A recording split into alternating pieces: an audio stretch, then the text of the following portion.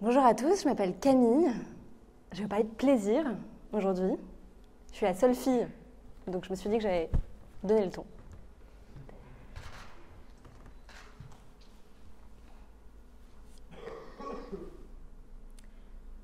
Donc je viens de vous dire que je vais vous parler de plaisir, et je commence par un visuel de planète qui brûle.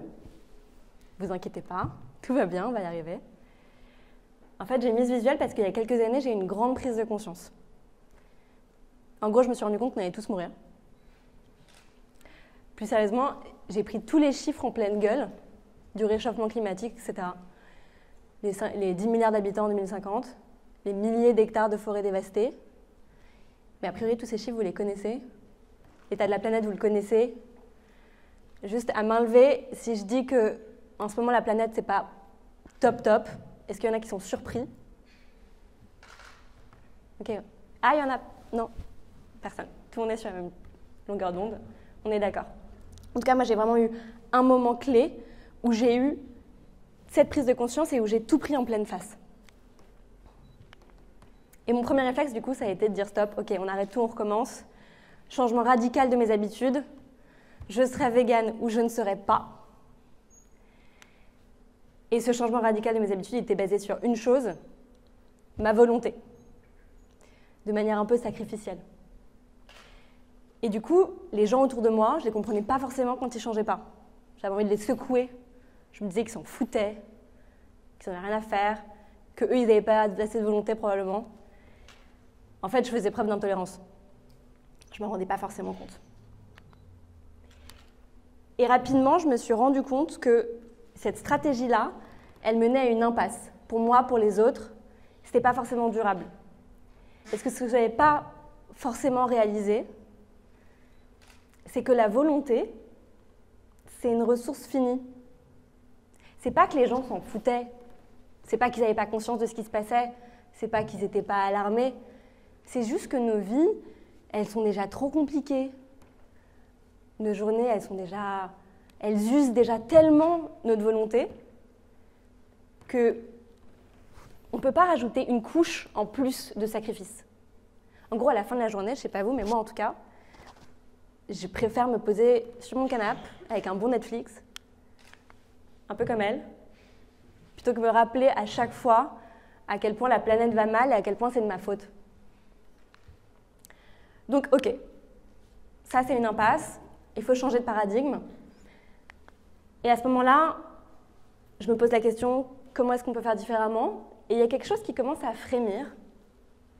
C'est le moment, plus ou moins, où le documentaire Demain commence à faire du bruit.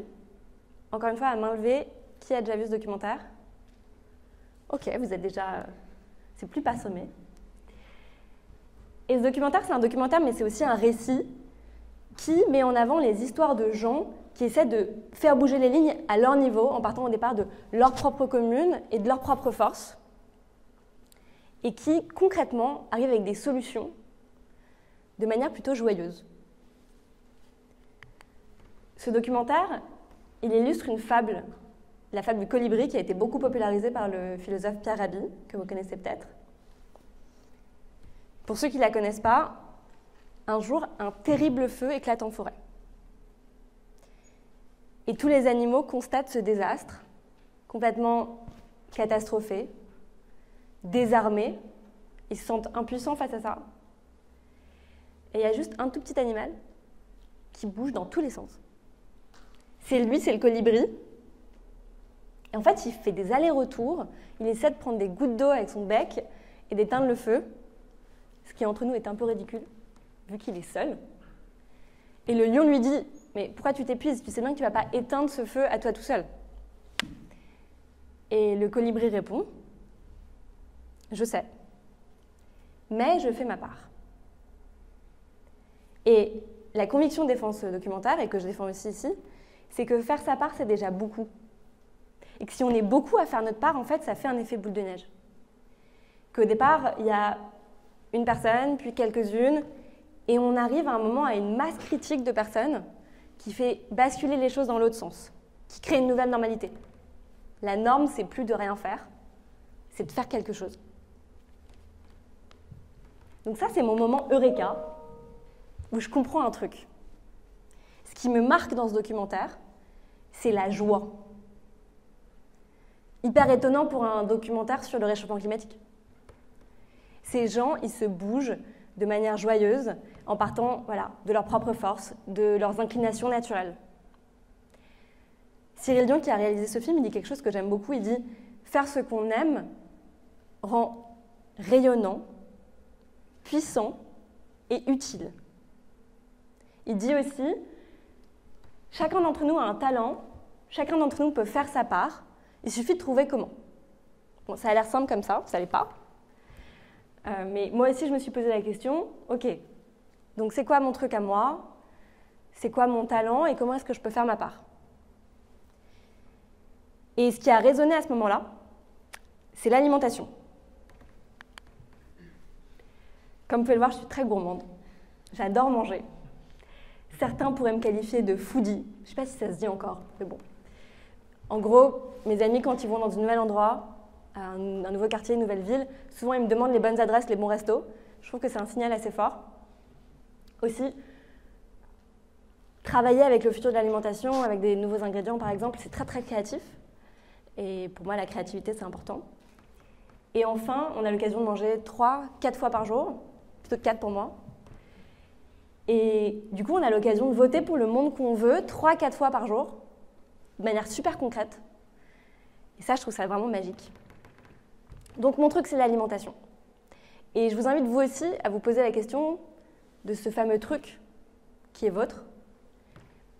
Parce que ce que je pense, c'est que vous serez toujours plus utile en faisant un job qui vous plaît et qui va dans le bon sens, plutôt qu'en faisant un job un peu absurde et en militant 1 heure par semaine à côté.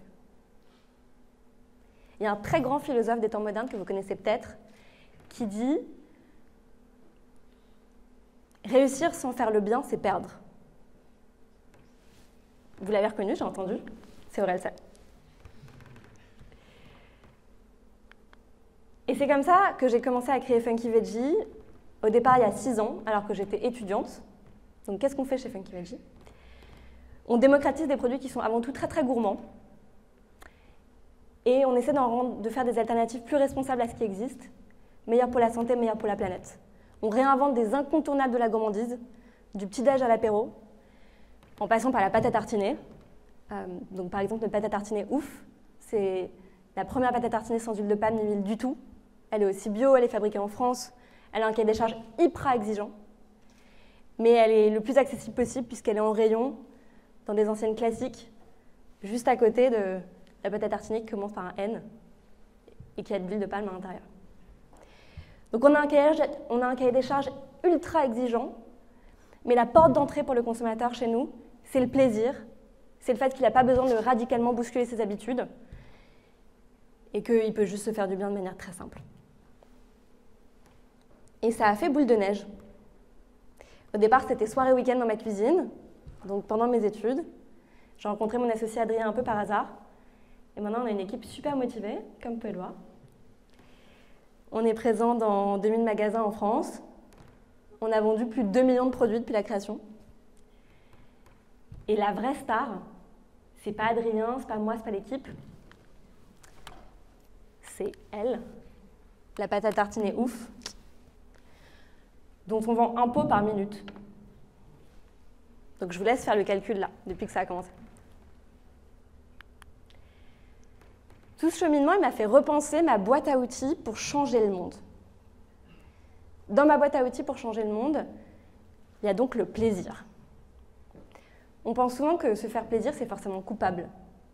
Qu'il y a quelque chose d'un peu vicieux à l'idée de se faire plaisir. Je ne suis pas d'accord. Pour moi, se faire plaisir, c'est beaucoup plus profond, c'est beaucoup plus humain. C'est partir donc de ses propres forces, de ses inclinations naturelles, de ce qui nous rend humains. Ce n'est pas le plaisir de la société de consommation, ce n'est pas cette pulsion qu'on essaie tout le temps de satisfaire et qui finalement n'est jamais satisfaite. C'est vraiment humain le plaisir. Puis il y a autre chose dans ma boîte à outils, il y a la tolérance, l'indulgence. Je vous ai dit, je ne faisais pas tellement preuve d'indulgence au départ. Mais j'ai réalisé qu'on fait chacun de notre mieux en fonction de ce qu'on a comme ressources internes comme externes. On est tous très loin d'être parfaits, on est parfaitement imparfaits. Il y a un autre grand philosophe que j'aime beaucoup, un Armin Orelsan d'ailleurs, qui dit dans une interview récente que j'écoutais, « Tu ne peux donner que ce que tu as ». C'est Jonathan Cohen. Et je suis d'accord parce qu'il faut être rempli pour donner. Donc le jugement, l'intolérance, on les prend et on les sort direct de sa boîte à outils.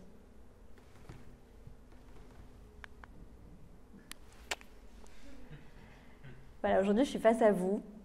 Vous êtes étudiant, vous avez la vie devant vous, comme moi il y a 6 ans.